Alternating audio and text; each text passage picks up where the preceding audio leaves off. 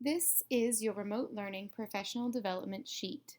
Within this sheet, you'll find three tabs. Tab 1 is the instructions for how to use this sheet.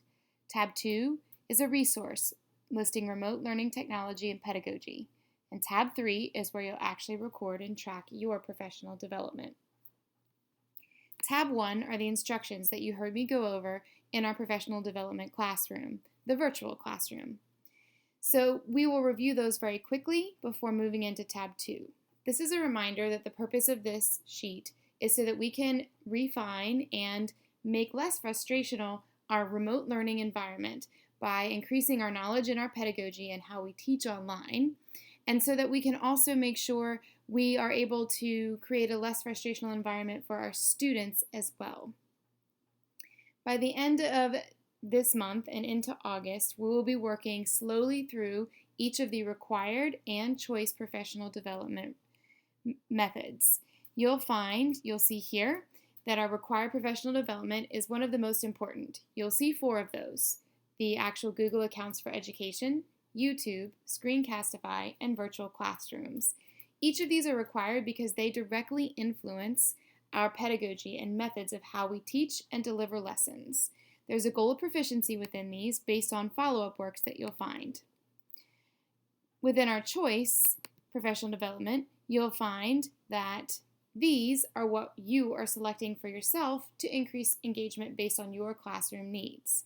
Not only is it how we teach and what we teach that's important, but also how we engage our students. With each classroom being its own unique environment, it's understood that we need to also choose some additional technology enhancements that can help engage our students more and help us differentiate better based on our classroom needs. So outside of the 4 required professional development sessions, you will also complete 2 choice professional developments of your own. With each of our staff members choosing their own 2, it means that staff members or faculty members within our building will each become experts in their own areas. From this, I'll create a list of teachers and what they have taken professional development courses in to become an expert. So if you yourself wanted to begin using a different platform to differentiate, you know who you can reference to ask for help, someone else who might have been trained or has taken on the training on their own to become an expert. So those choices will matter not only for you and your classroom in the immediate near future, but also makes you a resource for others who may want to use that learning platform, or allows you to have a list of teachers in our building who have chosen that platform and are experts in the event that you'd also like to become one. With each of these, whether chosen or required, there is follow-up work. We all understand that we learn by doing. And so what we'll do with each of these required and choice professional developments is create something so that we ourselves can get the practice that we need and become more confident in using that learning management system or learning platform. We will also take that follow-up work and place those into a digital library to assist us in the beginning of the year if we should be fully remote or part-time remote in a hybrid environment.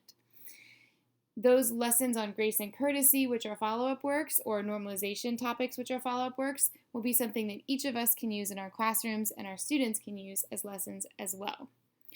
This is all the directions summarized quickly from tab 1. And again, you can find these in our virtual professional development classroom in the video that you've already seen. The second tab is a list of resources, just so that you have a way to access the time needed, the type of activity, and what the follow-up work is, so that you can easily find what you may need. This resource is most important when looking at the choices. So below are your choices listed across this table. There's A through H as a choice. The ones above it, listed 1, 2, 3, 4, these are your required professional developments. So these will also be the same on the tab 3. I recommend going to tab 2 before making your choice into which of these you'd like to become more familiar with. Take a moment to click through the links that are here to see what the training might involve and investigate a little bit more about what each is and why it's used. While I've summarized it here in the first column, it's probably best for you to do this on your own and decide if it's something that you'd like to be more interested in. Also, take a minute to glance at the estimated time of the activity and the professional development. It's also summarized here in the total time.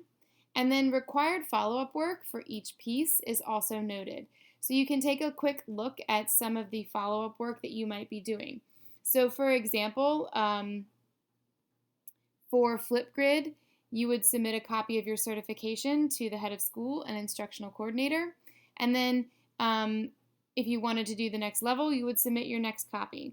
So you'll also find that there are some where you can just get certified, which would be the step 1 that we're asking you to take.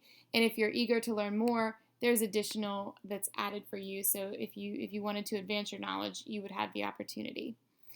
And again, for example, like in Adobe Spark, you'll see that is an option that you can choose from. It's good because it provides work and lesson products.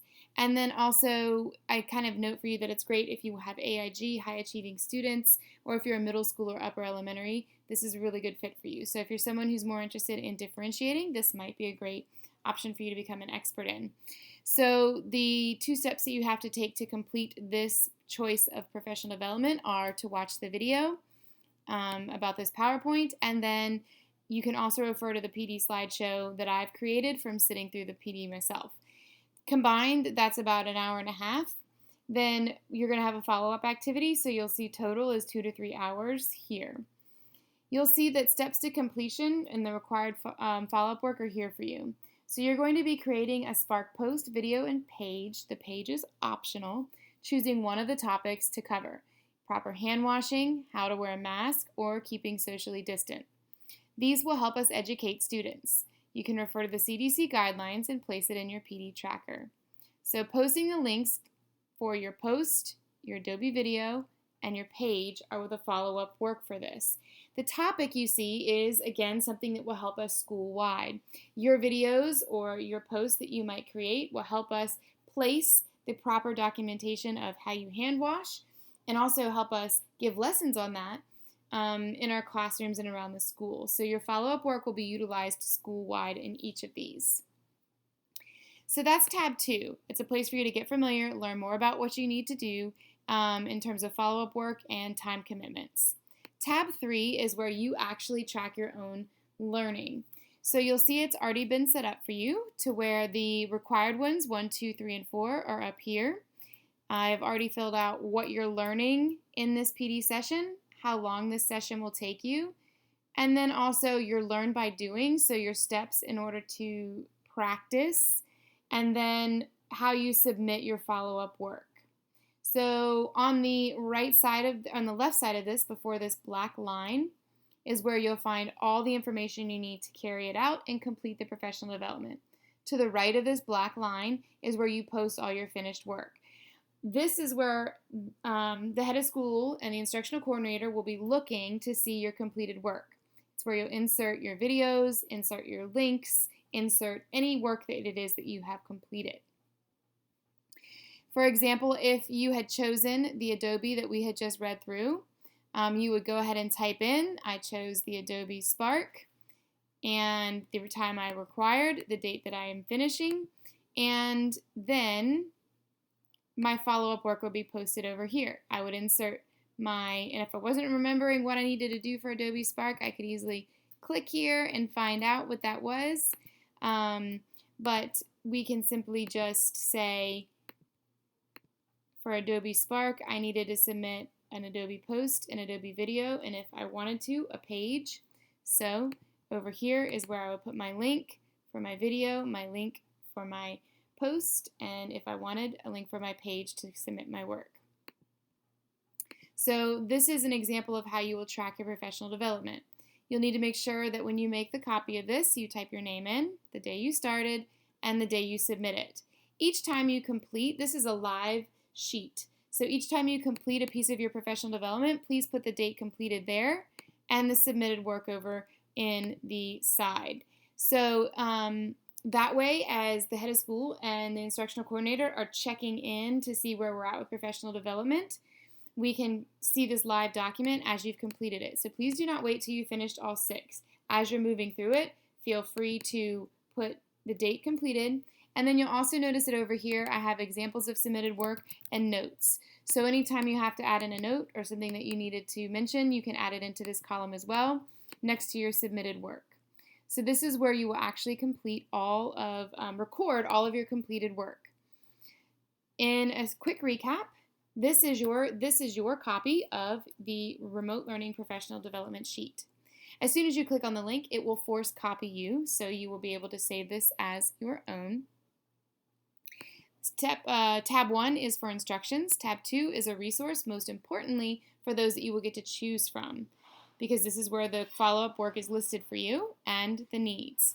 Tab 3 is where you create and actually document your completed work for us.